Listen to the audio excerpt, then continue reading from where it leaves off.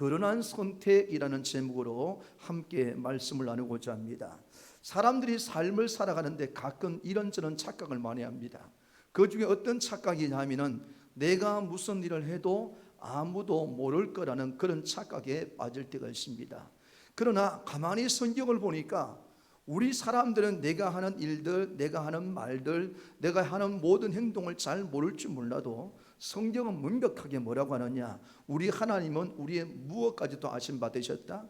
우리의 머리카락까지 다 되신 바 되시고 우리의 중심을 어떻게 하신다고요?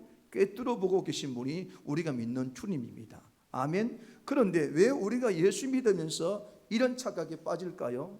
내가 이렇게 해도 하나님 모를 거야, 저렇게 해도 하나님은 모르실 거야 라는 이런 착각을 가지게 된 이유가 무엇일까라고 가만히 생각해 본다면 바로 우리 안에 영적 무감각이 생기기 때문에 그럴 겁니다. 우리 안에 하나님에 대해서 영적 민감성을 가지고 있다면 이런 일을 하든 저런 일을 하든 하나님 앞에 내 모든 것이 다 보여지고 있다, 이런 마음을 가지고 있다면요, 감각이 살아있는 존재가 되는 겁니다. 영적 감각이 살아있어서 예민하게 반응을 할 수가 있는데, 우리가 영적 무감각이 되어지면 어떻게 될까요? 건드려 봐도 느껴져, 안 느껴져요? 안 느껴지겠죠. 그러니까 무슨 일이 벌어지느냐? 내가 이렇게 해도 괜찮을 거라는 착각이 발생되어지게 되는 것입니다. 아마 영적 무감각을 가진 사람의 특징이 뭘까라고 한다면 그 첫 번째 따라합니다. 내 중심이다. 내 중심으로 사는 거예요. 영적 민감성을 가지고 있는 사람은 내 중심이 아니라 하나님의 중심이 됩니다. 왜냐하면 늘 하나님 어떻게 보실까, 하나님 어떻게 말씀하실까, 하나님 앞에 우리가 물어보게 되어지는데 어느 순간 나도 모르는 상태에서 영적 무감각 속에 빠지게 되어지면 그 모든 것들이 누구의 중심이 되느냐? 내 중심이 됩니다. 내가 좋아하는 거, 내 마음에 드는 거, 교회를 나와도 무엇을 해도 내 기분에 맞춰야 되고 이렇게 되는, 이게 영적 무감각 특징의 가장 첫 번째 특징이 아닐까요? 또 두 번째로 말한다고 보면 문제가 없는, 문제에 대한 것들을 바른 인식을 가지지 못하는 그런 모습을 보이게 되는 것입니다. 또 하나가 있다면 죄와 결탁하겠죠. 영적 무감각해지면은 이게 죄인지 죄가 아닌지를 알아요, 몰라요? 몰라요. 그러니까 그 죄와 결탁을 하게 됩니다. 우리가 잘 알고 있는 에덴 동산의 제일 먼저 첫 번째 사건이 무슨 사건이지요? 하와가 뭘 따먹었어요? 선악과를 따먹었어요. 하나님으로부터 직접적으로 명령을 들은 사람은 누굽니까? 그의 남편 아담입니다. 하와가 하나님 말씀을 직접적으로 들었다는 말을 없는 것을 봤을 때는 남편 아담을 통해서 하나님의 말씀을 전달받았을 것입니다. 그런데 평상시에는 그 말씀이 가슴 속에 남아 있었는데 뭐가 오니까, 뱀이 와서 유혹을 하다 보니까 그 유혹에 넘어가 버리니까 하나님과 교통되어졌던 영적 감각이 무감각이 되어지다 보니까 뭐가 되죠? 아, 저거 따먹어도 되는구나, 따먹어도 별 문제가 없겠네, 따먹으면은 하나님과 똑같이 된다고 뱀이 말하던데 그렇게 되는 것 같구나 라는 영적 무감각에 빠지게 되어지고 결국은 하나님께서 뭐하지 마라, 선악과 따먹지 말라는 것을 따먹어버리는 죄를 짓는 일들이 일어나게 되는 것입니다. 여러분, 이 모든 것들은 결국 뭘까요? 영적인 감각이 무감각해지면 나타나는 현상이라 볼 수 있습니다. 그런데 오늘 본문에 보니까 그런 사람이 나와요. 그것도 다른 사람이 아닙니다.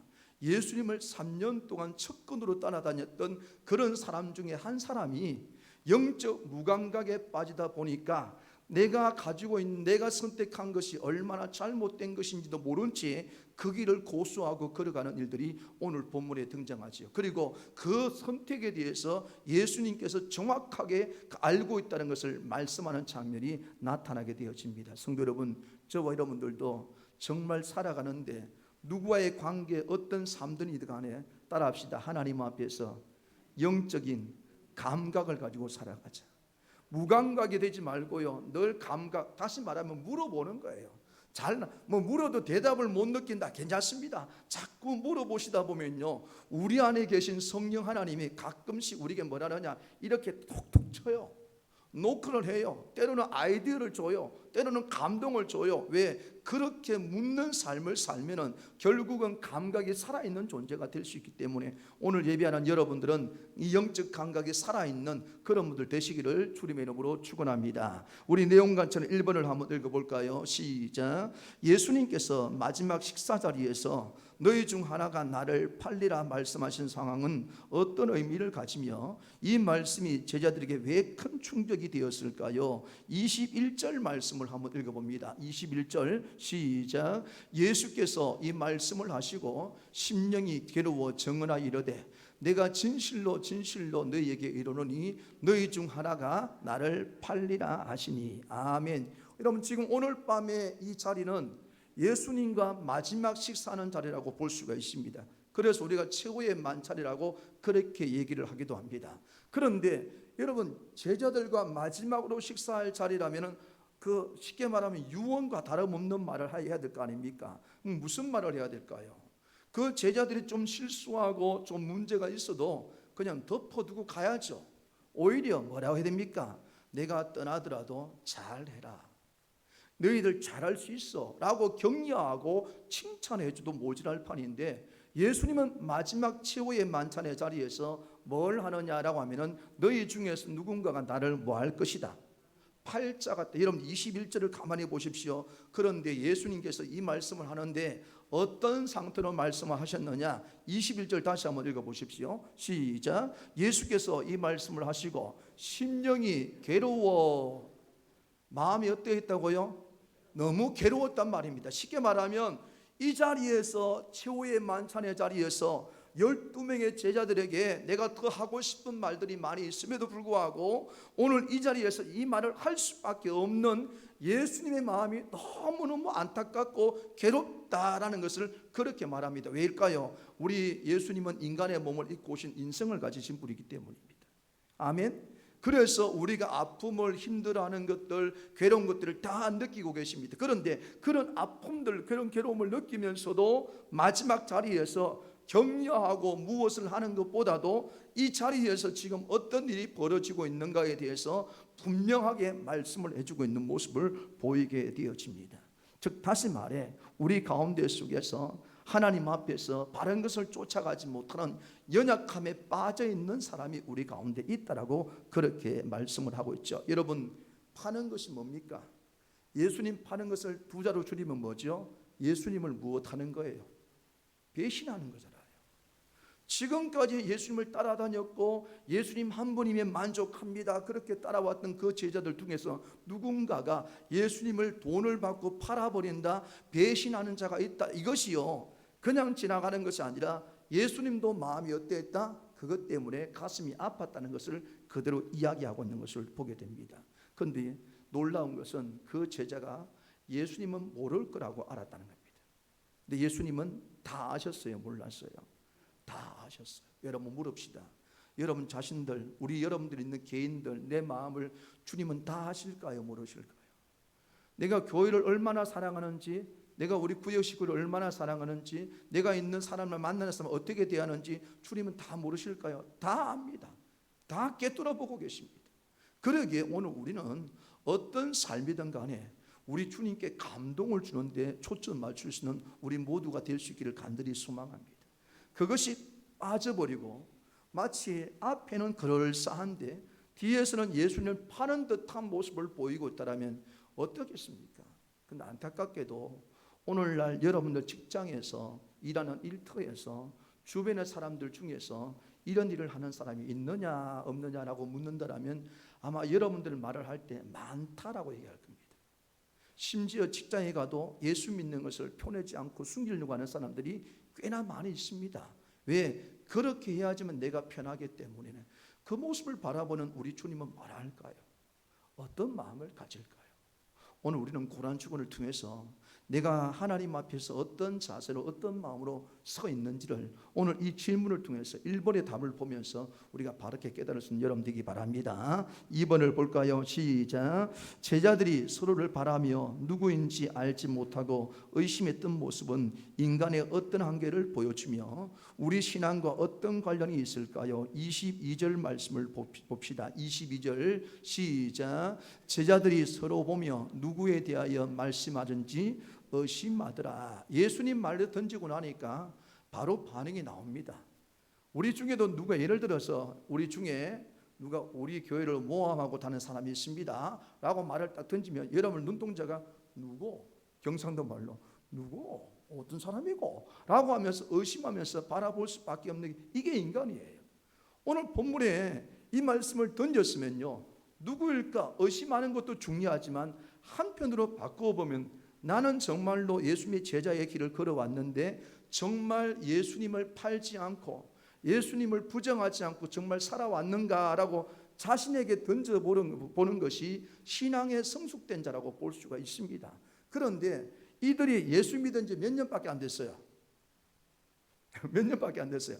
3년밖에 안 됐어요. 그러다 보니까 아직까지 예수님 기적도 보고 능력도 보고 다 했지만 가만히 보니까 뭐가 되어 있나 신앙에 아직까지 어린아이의 상태가 있다. 그러니까 문제가 터지니까 그 문제에서 주동자가 누군지에 대해서 의심의 눈초리로 바라보는 그런 모습을 보이게 되어집니다. 여러분 오늘 우리는 어떻습니까? 주님께서 우리에게 물을 때 우리를 바라볼 때 누가 범인을 잡아내기 위해서 이 말씀을 던지고 계신 걸까요? 예수님께서 우리 가운데 나를 팔자가 있다라고 이 말을 던지는 것은 누구를 범인을 잡아내서 그 사람을 정죄하기 위해서 그 말을 던지는 것이 아니라 예수님께서 마지막으로 이 말을 던지고 있는 이유는 너희들도 나중에 때가 되면 어느 때가 되면 이런 사람과 똑같은 사람이 될 수 있으니까 뭐 하라는 말입니까? 조심하라는 말이에요. 아멘. 그런데 그걸 깨닫지 못하니까 범인만 잡으려고 하는 이런 잘못된 모습이 그 가운데 있어지게 되어집니다. 여러분 사람들은 겉모습을 보면서 판단을 하려고 합니다. 그러나 주님은 속모습을 다 보고 계셨습니다. 어찌 보면은 이 가룟 유다보다도 더 심각하게 예수님을 배신한 사람이 있다라면은 그 제자 가운데 바로 베드로라고 볼 수 있지 않습니까? 그런 3번이나 나 모른다라고 부정하는 엄청난 죄를 저질렀거든요.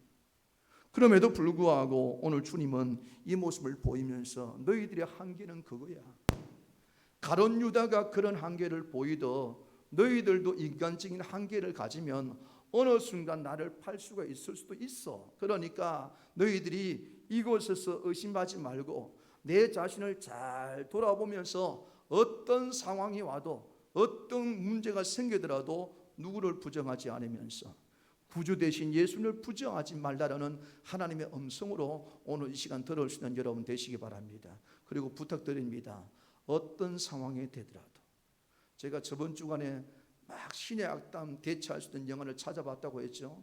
그러다가 주기철 목사님의 일사각오는 영화를 봤는데 제가 보다 울었습니다. 정말 나는 저럴 수 있을까? 자기 들어갔다 나왔다 들어갔다 나왔다 들어갔다 나왔다 그러면서 그 막내 아들이 보고 있고 그 아들이 보면서 그 어머니가 고통을 당하는 그런 모습을 보면서도 끝까지 예수 부인 안 하고 살아가는 그 모습이 오늘 우리 시대에 정말로 나타날 수 있을까라는 질문을 던져본다는 겁니다. 여러분 할 수 있다라면 우리가 이 말씀을 보면서 내 자신을 말씀 앞에 정확하게 비추어 봐서 하나님 앞에 내 실체가 드러나고요. 드러난 상태 속에서 다시금 믿음의 성장을 이루어가는 그런 우리 모두가 될 수 있기를 주님의 이름으로 부탁을 드립니다. 3번을 봅니다. 시작. 예수님께서 떡을 적셔 가룟 유다에게 주신 행동에는 어떤 의미가 담겨 있으며 그 장면이 보여주는 예수님 마음은 무엇일까요? 26절 말씀을 읽어볼까요? 26절입니다. 26절 시작.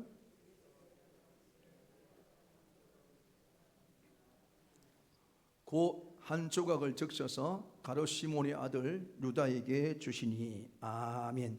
여러분 이 떡을 적셔서 주는 사람이 그 범인이다라고 예수님 말씀하고 그 행동을 하셨습니다. 그러면 당연히 그 제자들 모든 시선은 그 사람에게 집중될 수밖에 없게 되어집니다. 왜 예수님은 이런 모습을 보였을까요? 그러면 정말로 이 떡을 물에 적셔서 주면서 그 12명의 제자들로부터 비판받고 손가락질을 받기 위해서 그 떡을 주신 것일까? 여러분 그렇게 생각하십니까? 예수님께서 만약에 거기에서 떡을 떼어서 제자에게 주신 것을 죽이기 위해서 주셨다면 예수님은 그 일을 하면 안 됩니다. 왜냐하면 예수님은 죽이는 분이 아니고 무엇하는 분이죠? 살리시는 분이잖아요. 그러면 예수님께서 지금 떡을 적셔서 주는 행동도 죽이기 위한 목적이 아니고 무엇하기 위한 목적이에요? 살리기 위해서. 비록 제자들로부터 비난의 말을 들을 수 있지만은 그럼에도 불구하고 내가 너에게 주는 떡을 멈추지 않고 이 떡을 준다라는 말은 끝까지 뭐예요? 다른 사람은 어떤 말을 하더라도 나는 끝까지 너를 포기하지 않는다. 아멘. 내가 끝까지 너 사랑한다라는 이 메시지를 이 떡을 전달하는 모습 가운데 나타내 보이고 있다는 말입니다. 공개적으로 정죄하는 것 같지만은 그러나 알고 보면 그 안에는 예수님의 사랑과 예수님의 진리, 인내라는 마음이 그 마음에 들어간 것을 보게 되어집니다. 어쩌면은 좀 전에도 말씀을 드렸지만은 이 제자보다 가룟 유다보다도 더 심각한 죄를 짓는 사람이라면 대놓고 사람들 앞에 나는 저분 몰라요라고 말했던 베드로의 세 분의 부인은 가룟 유다의 부인보다도 더 심각한 죄를 짓는 것이라 볼 수가 있습니다. 예수님도 분명히 말했잖아요. 가룟 유다한테 너가 닭 울기 전에 나를 어떻게 할 거다. 얘기를 해줬으면 정신을 차려야죠. 그런데도 불구하고 문제가 터지니까 들었던 말씀은 까맣게 잊어버리고 누구로부터 직접 들었는데 예수님으로부터 직접 들었는데 오늘날은 예수님으로부터 직접 듣는 일이 없다 보니까 주일날 설교하고 나면 이틀만 지나면 제목을 몰라요. 웃기자고 한 말입니다. 우리가 말씀에 잊고 살 때가 많아요. 베드로는요 직접 예수님 말씀을 듣고 너 조심해. 너 조만간에 닭 울 때 나를 3번 부인할 수 있어 라는 말을 들었다면 그때부터 베드로는 정말로 내가 그렇지 않는 사람이 되기 위해서는 무엇해야 되죠? 늘 살피고 늘 돌아봐야 되는데 그런데 그가 결국은 그런 자리에 무너졌다는 말은 들었음에도 불구하고 그 말씀을 무엇하지 않았다? 중요하게 여기지 않았다는 말입니다. 오늘 가룟 유다의 실수도 그겁니다. 가룟 유다에게 예수님께서 떡을 적셔서 물을 준 것도 그를 정죄하기 위함이 아니고 이 떡을 먹어라. 그리고 너가 다시금 나의 제자리에 서 있어야 된다. 나는 끝까지 포기하지 않아서 이 말씀을 전달하고 보여줬음에도 불구하고 오늘 이후의 사건을 보면 어떻게 되죠? 가룟 유다는 가룟 유다의 일을 하기 위해서 어두움으로 가는 일들이 벌어지고 말았다는 말입니다. 여러분 오늘 우리도 마찬가지입니다. 하나님께서 우리에게 모든 것을 다 알고 있음에도 불구하고 우리에게 기회를 주시고 우리에게 깨달음을 주시는 것은 하나님이 사랑하시기 때문에 믿으시기 바랍니다. 매 주일마다 예배 시간마다 주시는 메시지가 들려지거든요. 듣고 끝내는 것이 아니라 들었으면은 그 다음에 어떻게 돼요? 그 말씀대로 우리가 변화가 되어지고 그 말씀 잊지 않고 살아가려고 우리가 살아가게 되어지면 결국은 어떻게 될까요? 하나님이 원하는 백성으로 설 수 있는 그런 존재가 된다는 사실을 반드시 기억하기 바랍니다. 오늘 이 밤에 나온 여러분들이 그런 주인공이 되시고 여러분들이 그런 모습을 통하여 또 다른 누군가에게 저분을 보니까 저렇게 했지만은 결국 하나님의 사랑을 통해서 회복되는구나. 그럼 나도 그런 자리에 나가야지 라고 보고 배울 수 있는 그런 귀한 삶이 여러분 가운데 있기를 주님의 이름으로 축원합니다. 4번을 봅니다. 시작. 가룟 유다가 떡을 받은 후 자리를 떠나 밤이라고 기록된 장면은 그의 선택과 영적 상태를 어떻게 보여주고 있습니까? 20절부터 30절까지 말씀을 한번 읽어봅니다. 27절부터 30절 시작. 조각을 받은 후 곧 사탄이 그 속에 들어간지라 이에 예수께서 유다에게 이르시되 너가 하는 일을 속히 하라 하시니 이 말씀을 무슨 뜻으로 하셨는지 그 앉은 자 중에 아는 자가 없고 어떤 이들은 유다가 동괴를 맡았으므로 명절에 우리가 쓸 물건을 사라 하시는지 혹은 가난한 자들에게 무엇을 주라 하시는 줄로 생각하더라. 유다가 그 조각을 받고 곧 나가니 밤이러라. 여러분 27절 말씀에 좀 이상한 부분이 없나요? 여러분들 27절 말씀에 보면 이상한 부분이 없나요? 어떤 예수님께서 떡을 조각을 준 후에 그때 예수님께서 너가 하는 일을 속히하라 했더니 그 다음에 그에게 그 말을 할 때 뭐가 들어갔어요? 가룟 유다에게 사탄이 들어갔습니다. 여러분, 그러면 그 이전은 뭘까요? 그 이전에 이 가룟 유다가 돈을 받아서 예수님 팔 거라고 마음을 가지고 있는 그 상태는 사탄이 일하지 않은 것입니까? 어떻게 생각하세요? 좀 쉽게 말하면 지금 그 이전에 예수님을 내가 돈 받고 팔겠다라는 것은 사탄에 넘어갔다는 측면보다도 뭘 선택했냐면은 예수님을 붙든 것이 아니라 뭘 선택했어요? 돈 욕심을 선택했어요. 늘 말씀드립니다. 우리가 예수 믿는 구원받는 것은 하나님의 무조건적인 은혜지만은 그 이후로부터 살아가는 모든 삶은 여러분들이 선택합니다. 그 선택의 가운데 속에는 하나님을 위한 욕심이 될 수도 있고 아니면 다른 것에 대한 욕심이 될 수도 있습니다. 그런데 하나님이 아닌 것을 내가 가슴에 품고 욕심을 품으면은 어느 순간 되어지면은 그 욕심으로 말미암아 내가 사로잡히는 존재가 되어진다는 말이죠. 그러니까 오늘 27절 말씀에 정확하게 알고 계신 예수님께서 그래 이거 먹고 네 계획한 대로 해봐라 라고 마음이 떨어지자마자 사탄의 마음에 뭐가 들어갔어요? 사탄이 들어가서 그를 꽉 잡아버리는 그런 일들이 더 이상 벗어나지 못할 지경의 노인자가 되어졌다는 것을 그렇게 말씀을 하고 있는 것을 보게 됩니다. 그리고 마지막으로 뭐라 합니까? 그렇게 되어졌던 그 가룟 유다가 어디로 갔다? 30절 읽어볼까요? 30절 시작. 유다가 그 조각을 받고 곧 나가니 밤이 이르라. 얼마 전에 이 비슷한 설교 기억나십니까? 바울과 실라가 감옥에 있을 때 찬송하고 기도할 때 몇 시에 기도했어요? 그러니까 그때 보통은 말씀을 성경에 보면 보통 한밤중인 이런 시각 표현보다는 정확하게 오전, 오후 4시, 3시 이렇게 많이 하는데 한밤중이라는 말은 바울과 실라에게 감옥에 있던 상태가 얼마나 어둠의 상태인지를 정확하게 보여주는 측면에서 말합니다. 오늘 본문도요 몇 시라고 말하지 않습니다. 성경은 뭐라고 합니까? 그 조각을 받고 그 사탄이 들어가서 그 마음에 딱 결정하게 만들어나고 난 이후에 그가 나갔던 곳은 어디냐라고 했더니 바로 뭐예요? 밤이라 라고 그렇게 성경은 말씀을 하고 있습니다.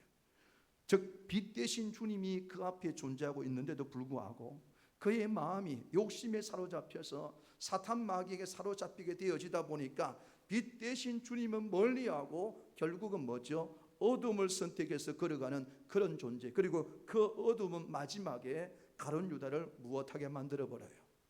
자살하게 만드는 그런 일들이 일어나게 되어 지금 말았습니다. 여러분, 오늘 우리들도 마찬가지입니다. 내 욕심을 가지고 믿음 생활을 하다 보면은 나도 모르는 사이에 하나님의 욕심이 아닌 내 욕심으로 얼룩집이 되다 보면 나도 모르는 사이에 사탄 마귀가 내 마음의 영적을 무너뜨릴 수가 있습니다. 그래서 서론 부분에 제가 말씀드렸죠. 영적 무감각의 특징들을 말씀드렸잖아요. 무감각해지면 모른다는 말입니다. 내 중심이 되는 그 자체가 벌써 뭐죠? 욕심에 사로잡힌 것이고 주님의 생각과는 멀어진 존재라고, 어쩌면 밤의 길을 걸어가는 존재가 될 수밖에 없는 것이죠. 여러분들은 밤의 길을 걸어가는 여러분 되시지 않기를 간절히 소망합니다. 아멘. 우리가 밤의 길을 걸어가지 않기 위해서는 딱 하나밖에 없습니다. 뭘까요? 빛이신, 따라합시다. 빛이신 예수님만 붙잡자. 예수님 붙잡는 방법이 뭘까요? 다양한 방법이 있잖아요. 지금 특사하듯이 새벽에 나와 기도하든지, 아니면 내가 기도할 줄 모르면 잘 안 되면 찬송을 입으로 흘러보내든지, 말씀을 가까이 묵상하든지, 요즘 유튜브에도 보니까 얼마나 좋은 게 많이 나오는지, 성경 암송하는 방법 구절 나오고 찬송도 계속 흘러나오고 얼마나 좋은 게 많아요. 주님을 붙잡을 수 있는 그런 모습을 우리가 가지게 된다면 우리의 상태는 영적 무감각이 아니라 한밤중으로 걸어가는 것이 아니라 빛 대신 주님을 앞장 세우고 그분이 인도한 대로 걸어가는 믿음의 백성이 될 줄로 믿습니다. 고난주간을 맞이해서 오늘 이 밤에 다시 한번 마음의 결단을 좀 하십시오. 내가 가만히 생각해 보니까 지금까지 그런 걸 보니까 내가 예수님 위해 살아온 것 같은데 가만히 보니까 내 중심이었네, 내 감정이었네, 내 기분이었네 라고 했다라면 오늘부터는 조금 바꾸어 보시기 바랍니다. 예수님을 중심으로 두고 내가 그분께 맞추어 가겠다, 예수님께 물어보겠다, 예수님께 늘 교제하며 살아보겠다, 이런 마음을 가지게 되는 성도가 된다면 우리가 다 바른 선택을 할 뿐만 아니라 밤이 아닌 빛의 길을 걸어가는 여러분들이 될 줄로 믿습니다. 이런 귀한 길을 걸어가는 여러분 되시기를 주님의 이름으로 축원합니다. 마지막 적용과 결단입니다. 시작. 겉으로는 신앙생활을 하고 있어도 마음의 중심이 하나님께 있지 않으면 잘못된 길로 갈 수 있습니다. 나는 지금 어떤 선택을 하고 있는지 돌아보아야 합니다. 왜냐하면 작은 선택들이 모여 인생의 방향을 결정합니다. 이제부터 믿음에 선택합시다. 옛날에 그런 광고 알죠? 순간의 선택이 10년을 좌우한다. 광고가 좀 많이 바뀐 것 같네. 순간의 선택을, 저는 제가 알기로는 순간의 선택이 평생을 좌우한다, 이런 말을 듣는데 여러분들 침대 광고를 많이 보셨는 모양이네. 여러분, 선택은 중요합니다. 오늘 우리가 분명하게 주님이 다 보여진 선택을 다른 유대가 했는데 우리는 그런 선택보다는 주님 붙들고 살아갈 수 있는 선택, 주님 좋아하는 선택을 하며 살아가는 여러분 되시기를 주님의 이름으로 부탁을 드립니다. 살아계신 주님 감사합니다. 이 밤에 우리를 불러주시옵소서.